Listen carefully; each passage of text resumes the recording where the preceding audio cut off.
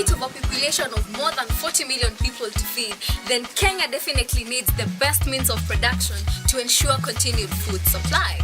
With the recent land grabbing in Kenya, getting the best land for production is not easy. That's why most farmers opt to use the artificial insemination method to save on money and space. Join me, CoELIB and me, Emily Mbai, as we take you through the first edition of Kilimo Bora Show. Welcome.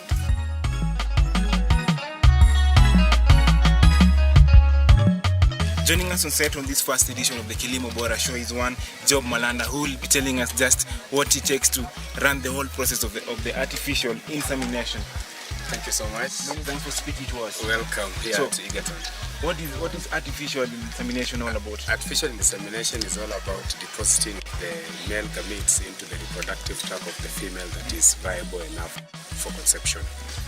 And there are various techniques that we can actually be able to do unto the animals. And at this moment, I'm going to show what is called transcervical insemination into a live animal that is with me here.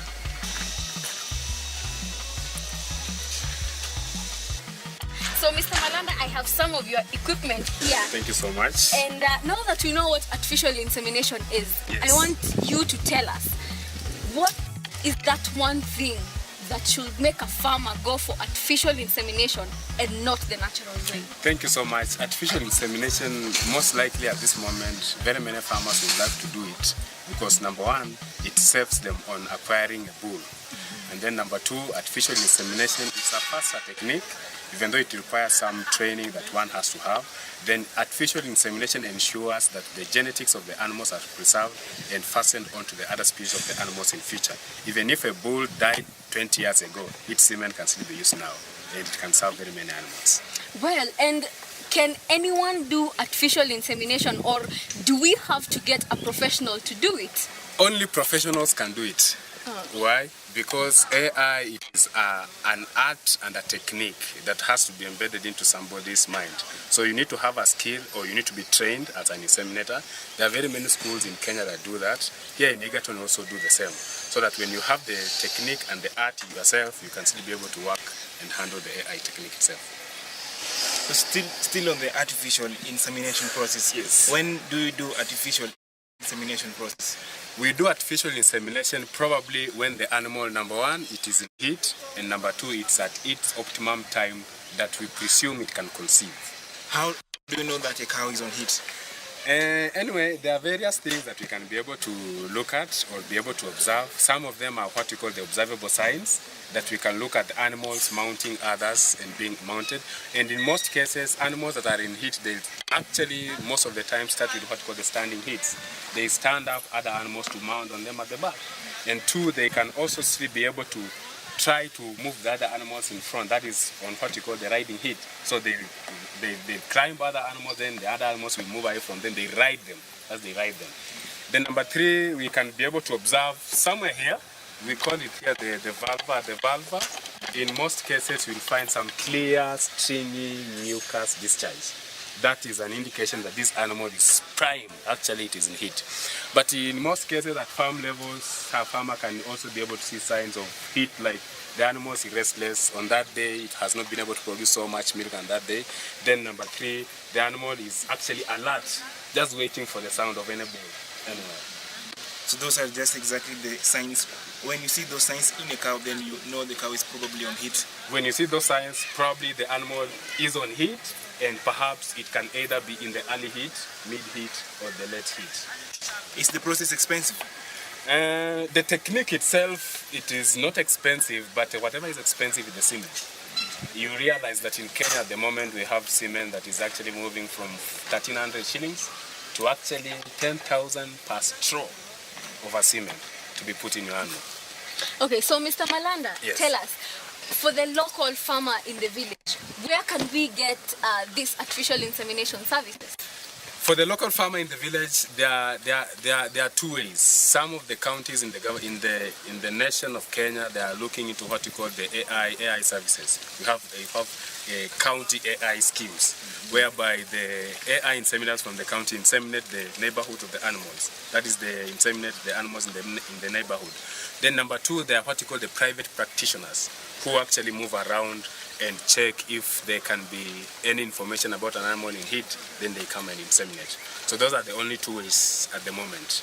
Okay, so we have seen artificial insemination mostly being done on exotic breeds. Can we get like the indigenous breeds that the local farmer has? Yes, and by the way, there are very many opportunities that are coming up. Not actually to the bovine animals that we see here. We also have AI in also other species.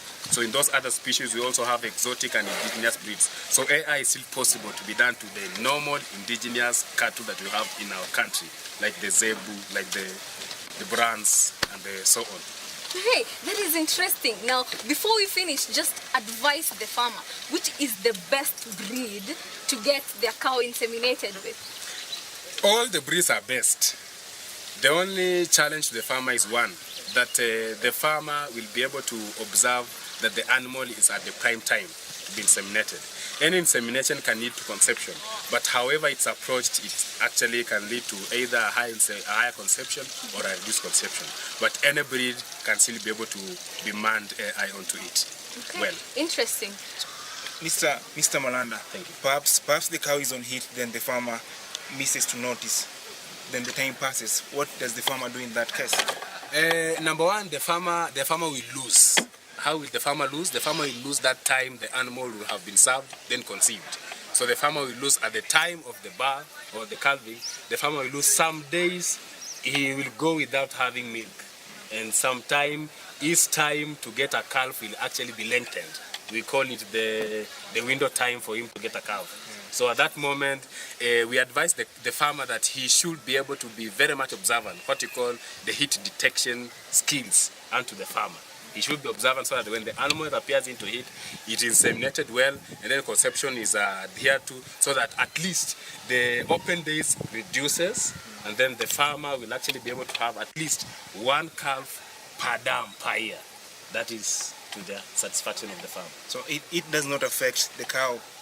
A cow missing heat does not affect the cow itself, but actually the farmer loses if a cow is in heat and then it's not inseminated. So we are taking a short break here on the CoELIB-Egerton show. When we come back on the second part of this interview, Mr. Malanda will be telling us practically the process of artificial insemination. Keep it here at CoELIB-Egerton show.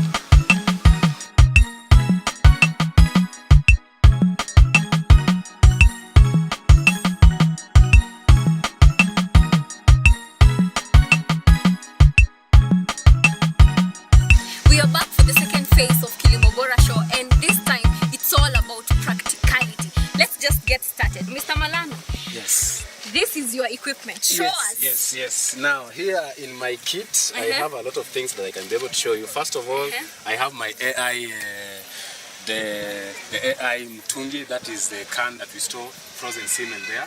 Then I have, this is my thawing flask to be able to thaw the frozen semen into it before you actually be able to inseminate. Okay. Then I have, this is my pistolet, or what you call the AI pistolet gun, that will actually be able to have my semen into the reproductive tract of the female. Then here I have my meter gauge, or what you call the dipstick, that we measure the level of the nitrogen in the can so that the semen is viable enough to be stored for a long time. Then when you come into this place here, I have some more things for you before. These are what you call the AI socks. They are the ones that actually cushion up the pistolet so that the semen is protected into it. Then I have also my straw cutter. Straw cutter, you also call it a straw cutter. And in most cases, we use it to cut the straw. Then as we progress, I'll have here my tissue to be able to wipe the valve open, the valve here, so that it's not dirty enough that can actually be able to bring dirtiness into the system of the animal. So basically, those are some of the few things that I have at the moment. Then we can be able to progress and have this. This is what you call the tweezers for picking up the straw from the can. As I continue, we have a lot, but I'll finish with this one, which is big for me. When we are lubricating our arms, we call them the arm length gloves. These are the ones here, right? They're the ones that are actually used to You clothe yourself one and then lubricate it so that it's easier for it to be thrust into the rectum of the animal for palpation, for the grasping of the saddle. Okay, so sir, let's just get started. Thank you. So here I have the animal is this one here, a good jersey, and it is reported that it appeared into standing heat as early as the morning of today. Then it's now time for it to be inseminated. Wow. So some of the basic steps that I'll be able to look into are the following. I ensure that I have all my things set so that I don't run here and here to pick some other thing that is actually missing. I have my semen here, I have my all other implements here.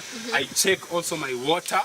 It should be at 34 degrees Celsius or perhaps 92 to 95 degrees Fahrenheit. You can just view it here. This is the warm water for thawing my semen. So basic steps. I have it like this here, open it up. It has the thermometer into it. Then I'll pick the semen as I, you can now hold for me now. Right? Okay. So I'll pick the semen from the can here with the What did you call this one? These are called the AI socks. The AI socks. Yeah, the AI socks. They are the ones that we use for basically to enable us do it better. Now, so I open up. Since I have a can that is actually worth around 6 canisters, I know that for the jersey, the semen is stored in canister like number 1, 2, 3, 4, 5, 6. So for me, it is number 6, but into goblet number 1. So I go into the can well, and then just closer. Allow my forceps here to be able to acclimatize the temperature with the inside of the can, because inside there it is negative 196. Then I pick up like this. Right?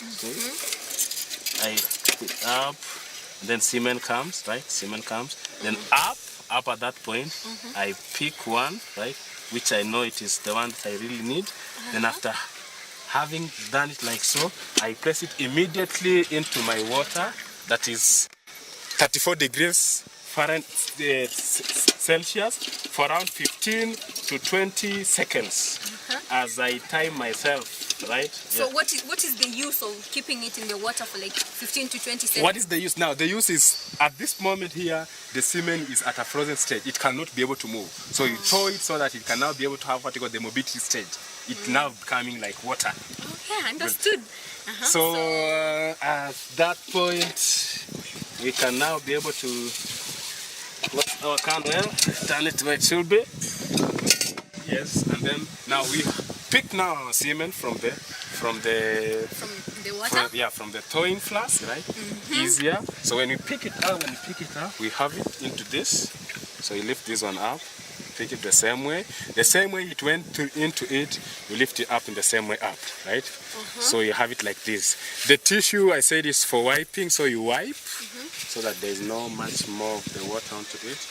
Then at this point here, now you can see that the semen is now like water. Yeah. Water, right? So at this point here, there are two ends. There is the cotton wool end and then there is the powdered end. So we tend to cut so that we can now be able to expose the semen out.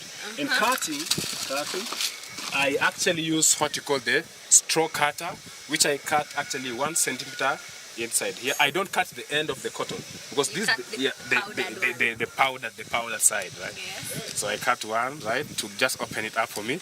Then that's number 2 of it. Then at this point here, I pick my socks very well and then fasten the straw into it like this so that it's now held and then it's locked with the blue ring. Then I pick my pistolet. The pistolet should be warmed a bit. So that's the warming because it's why warm a bit? Now why warm a bit? Now this steel it becomes more colder. So we tend to warm it a bit at this point here. Then allow it to get through this like this. Right? So at that point it is into it. And then you thrust down at that point, and then you be able to fasten with the rings that are here. So at this point here, I can say that I'm very set because now I have this.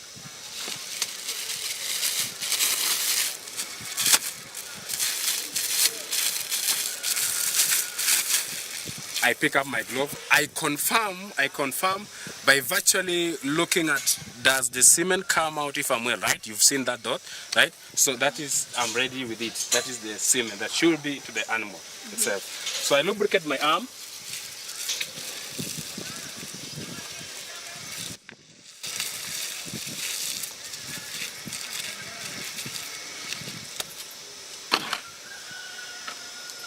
This is what we call the non-spermicidal OB lubricant. It is well, since it doesn't have any effect. That's why you call it non-spermicidal. It doesn't kill the sperm, right? So I now come to the animal. So we can close this. Okay, there we go. So I now come to the animal. I should confirm well. Lift up the tail of the animal, perpendicular to it, and do some basic cleanliness, so that my point of work, this is now my point of work, it's clean. It's your office. Yeah, it's clean. Then I now, in a concept manner, I allow my hand to get through into the rectum of the animal, slowly. Does the animal feel pain? It doesn't feel pain because my arm is just small enough. The animal can defecate as big fecal sample than my arm. So you can imagine, that is as big. Now when you are in, at that point, you try to be able to check for some, if the animal is actually, was it well in heat? Perhaps at this moment we can be able to get the animal having the mucus out, right? And then you can now be able to progress well into the system by virtually holding the cervix. You'll be able to grasp the cervix. The cervix location is actually at the pelvic brim of the animal. So at this point here, we allow the gun to get through. That's what the pistolet into the system.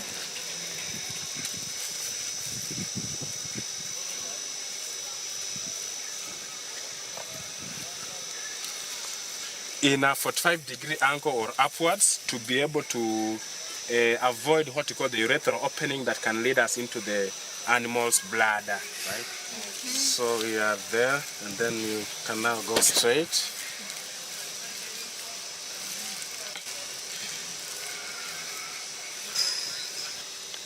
So at that point, my pistolet has passed the cervix, and then now I can still be able to inseminate. Well, now insemination will require that we just try to thrust the semen in slowly. Yeah, some animals can disturb, but it's okay. Is it done? Yes, at this point, now it is done. So you remove your pistolet out, and then slowly you remove your hand. This is what we call the hand that is used to palpate the animal, right? So after that you have to.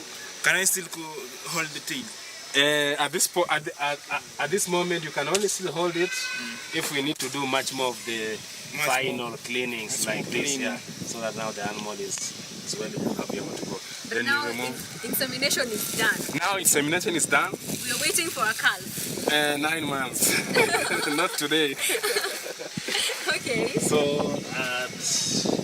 we can now be able to remove this. So some of this equipment can be reused. This is the only equipment that can be reused, the pistolet itself. But the other things, The rest. like the tissue can never be reused, the socks can never be reused, the arm length rope can never be reused. The water? But yeah, the water now the temperature has gone down, it can never also be used unless you warm it again to 34 degrees. Good. What are the chances of the process being successful? What are the chances of the process being successful? Chances are leveled onto 4 factors. Number 1 is the animal itself. Was the animal prime enough in heat? That is number one. Number two, that is if the animal was not prime enough in heat, then it might have actually been able to have some problems.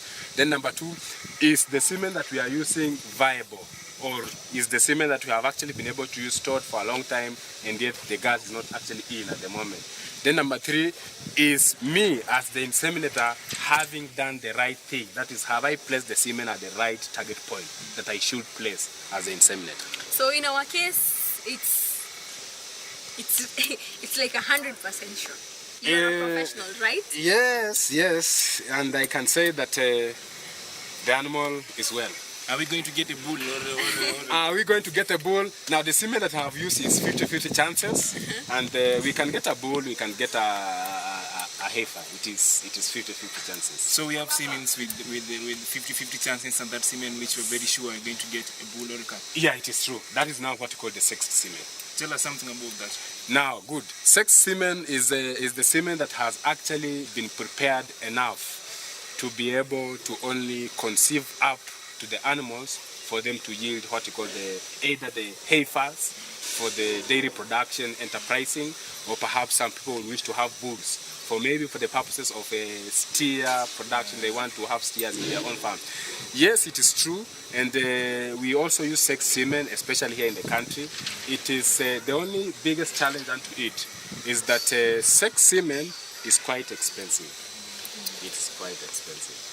So it has been a pleasure talking to you, Mr. Malanda. Thank you so much. It was so much fun. It was so interesting. Releasing the animal. Yeah, yes.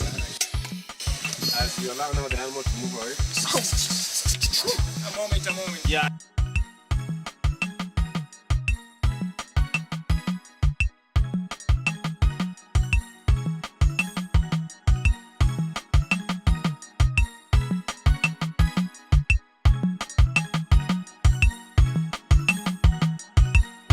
So there you have it. We have been talking to Mr. Malanda, and he has taken us through a chronological order of the process. And I must say that it was quite interesting, right from the way the cow is supposed to be cleaned up, to the storage of the semen, the way the semen is supposed to be inserted, his equipment. And you must agree with me that it is indeed a very safe process. And Koyo, after 9 months, we really must come back here. We must come to check on our cow and see if we have a bull or a heifer, right? That is exactly all we had for you on the first edition of the CoELIB-Egerton show. If you're a farmer watching this first episode and wondering what is the way forward with your cow back at home, then this is the best method